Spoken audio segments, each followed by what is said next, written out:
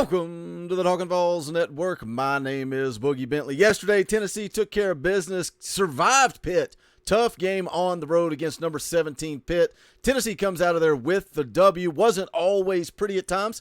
Both teams kind of played sloppy, but the bottom line is the Vols got the W. They're moving on, going to take care of business against Akron and then go get ready for Florida in just a couple of weeks. That's going to be a big-time football game, but yesterday afternoon, after the broadcast went on air, ESPN announcers Todd Blackledge and Sean McDonough did not realize that the cameras were still rolling. Now, a lot of us around here in Tennessee country, we have a saying that goes around that ESPN hates the Vols. It's something that a lot of fans truly believe. We talk about certain bias towards other programs like the Georgia Bulldogs, like the Alabama Crimson Tide. We're going to get into it. We're going to let you hear the hot mics that were recording the ESPN announcers after the game last night. Before we do that, as always, do me a favor, go ahead and smash that like button just below the video. It's quick, it's free, it's easy, it helps the channel. I would greatly appreciate it. Also, if you're new to the Talkin Vols Network, welcome. We're not experts, we're not insiders.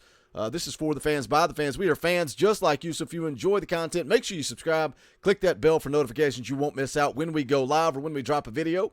Going to be live here in just a couple of hours, 6:30 p.m. Eastern time, playing NCAA football, but also talking a little Vol football. We'll break down that Pitt game. We'll look ahead a couple of weeks. We'll skip ahead.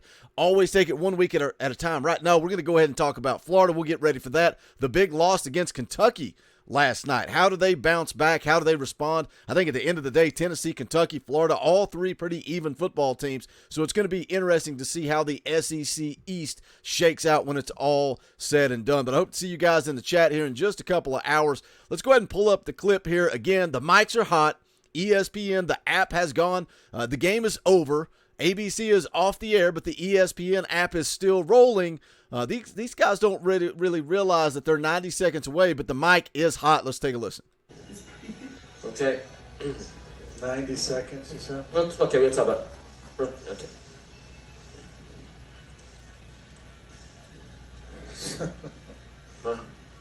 Sacagawea. Sacagawea. It was all set up for the storybook ending. Frank Signetti dials it up with the backup quarterback in there. Yeah. I gotta give Patty credit. He battled. He did. But they're rather pedestrian, though. They're rather pedestrian. Yeah. You know? Yeah, I mean, they average 5 yards a play for the game. Pitt. Who did? Pitt. Tennessee did? No, Hang on Pitt. 1 second, please. Just put my phone on here for the scoring summary. There's the freaking scoring summary.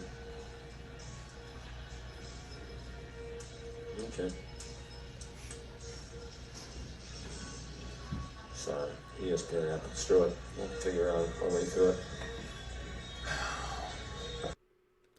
So a lot to break down from that. First and foremost, up right there at the end, you can see he's trying to get the ESPN app going. It's not working for him. So he says, oh, well, the ESPN app, screw it, we'll just wing it. Now, welcome to the world of the consumer, because every time I try to pull up the ESPN app, I've got to reset the Xbox One, because for some reason that app is trash 99% of the time. Now, these guys both managed to insult both football teams in a matter of 90 seconds. Not only are they down and depressed, you can clearly see the body language. They're upset. So much for unbiased journalism, right? We're not going to broadcast a fair game. We're clearly pulling for Pitt here. We clearly want the story. And look, I get it. I understand, the offensive coordinator's dad passing away, just finding out that morning during the walkthrough. That's a sad story, and it is telling kind of a story on air. But the bottom line, you're supposed to be unbiased journalists that are broadcasting a game. You're not supposed to be down and depressed and sad after the fact. Act like you want to be here. I get it. The cameras are off. You don't think anybody's listening, but the world was listening. And you managed to not only insult the Tennessee fan base by clearly pulling for Pittsburgh. It's very clear in their body language, in their actions. They did not want Tennessee to win this game. Now, flip over to the other side. They also managed to piss off the Pitt Panthers and their fan base, calling their offense rather pedestrian. After Slovis gets knocked out of the game, Nick Patty comes in. Didn't look too hot. 9 of 20, 79 yards and a touchdown. But, man, he was a trooper. He was out there battling, fighting. He was hobbling around, limping around.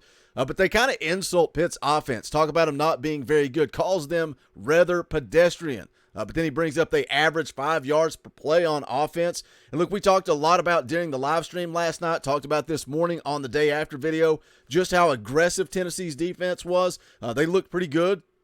But how much is that Pitt's offense pretty pedestrian, especially once you have the backup come into the game? They just got very vanilla on offense. But again, Tennessee's defense responded. They really managed to shut down Pitt, particularly in that third quarter. Tennessee had several opportunities to kind of blow this game away, kind of put it away, but they let Pitt hang around. You had the blocked punt. You had the fumbled punt. You had Jalen Wright putting the ball on the ground. A lot of opportunities for Pitt to really answer and kind of come back in that third quarter, but Tennessee's defense dug in, and they were put in bad situations all night. So you got to give credit to Tim Banks, that defense, for really getting after the quarterback, really playing physical. It was a very physical game for our defense, I felt like. Man, the pads were popping all night. B.Y. Tyler Barron in the backfield, Aaron Beasley flying around making plays. But clearly, the ESPN announced team was not too happy with the outcome of the game. Todd Blackledge, Sean McDonough caught there live on air insulting this Pittsburgh offense, but also not very happy that the storyline didn't play out their way. I just wanted to drop a quick little video. I know a lot of you guys don't have social media, may not have seen that clip floating around. I wanted to bring it to you. So what do you think? What do you think about that ESPN bias? Does ESPN truly hate Tennessee? Do they truly hate Tennessee, or is it all just BS and we're making more out of it than we actually should be? Hit that comment section. Let me know your thoughts. As always, make sure you guys do smash the thumbs up on the way out the door and go check out the official merchandise of the Talkin' Vols Network. You can go to bonfire.com/store/Talkin' Vols. Any and all support, greatly appreciated. Also, again, I'll be live here in just a couple of hours, 6:30 p.m. Eastern Time. Hope to see you guys in the chat.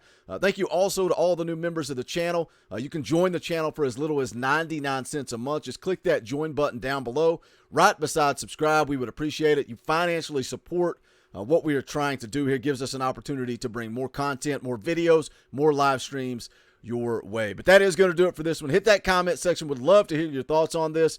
This is the Talkin' Vols Network. My name is Boogie Bentley.